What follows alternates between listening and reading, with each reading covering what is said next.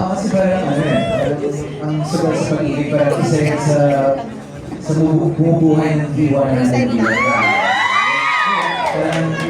Parang isa yun sa mga nagbibigay sa atin ng rason para minsan mabuhay, minsan diwanag sa buhay. So parang ako palagi akong susulat sa pag-ibig.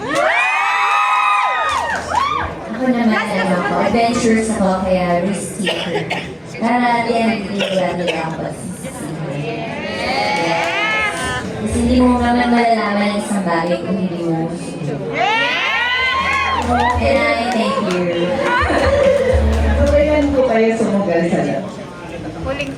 Huling sumugal? Kailan huling sa love? Tapos yan.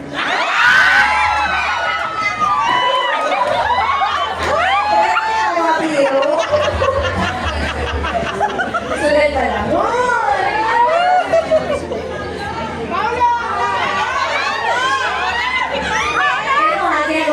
Garon. Sa love. Hindi ako mahilig sumugal pero in general, pero pero yun nga, siguro ko na kanina. Hindi ako mahilig sumugal.